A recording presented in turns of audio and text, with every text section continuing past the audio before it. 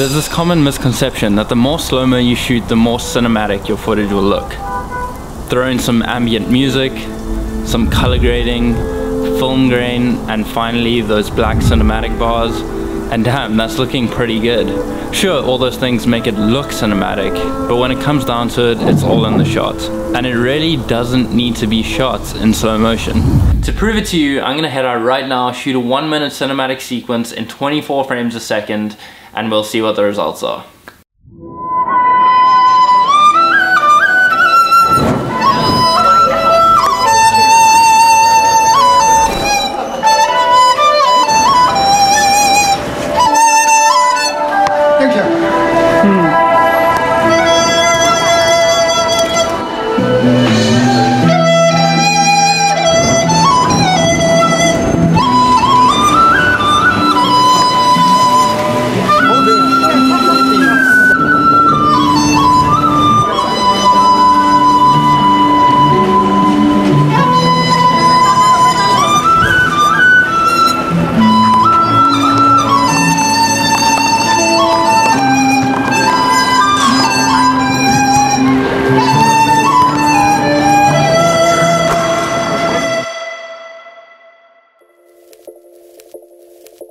What is happening, guys? My name is Dean Tucker and welcome back to another video. Today I'm going to be telling you why you don't need to be shooting in 120 frames per second to get cinematic footage.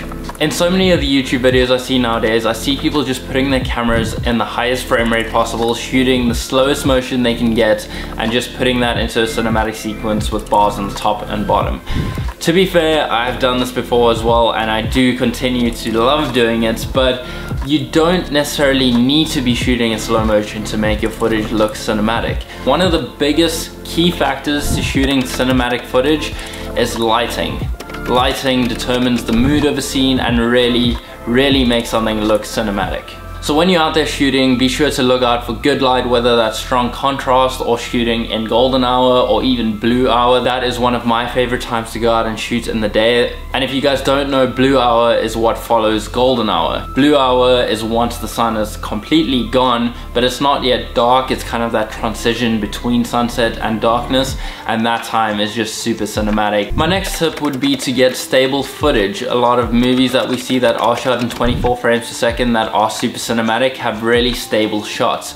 Now, this isn't necessary in getting cinematic sequence. You can shoot fully handheld, but it definitely helps in creating that cinematic slow motion, smooth kind of look.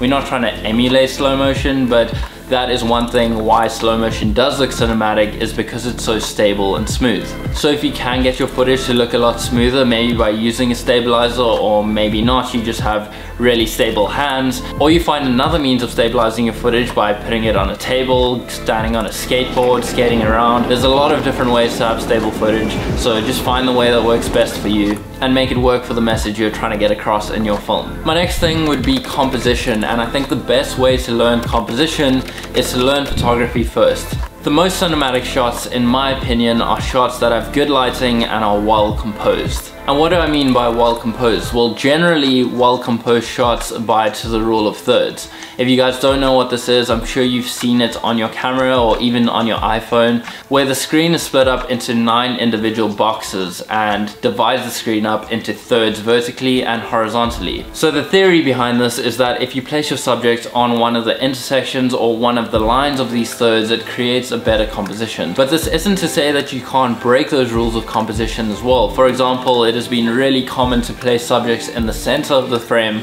with social media.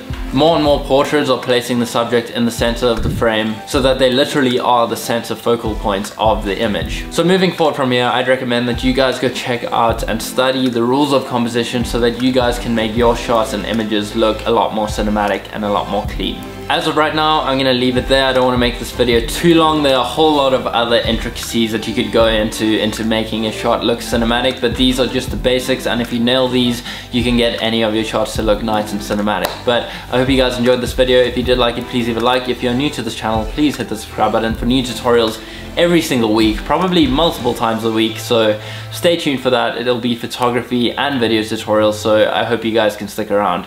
I am going to leave you here though, so in the meantime, remember to stay weird, don't die, and make it happen. I'll see you guys in the next one.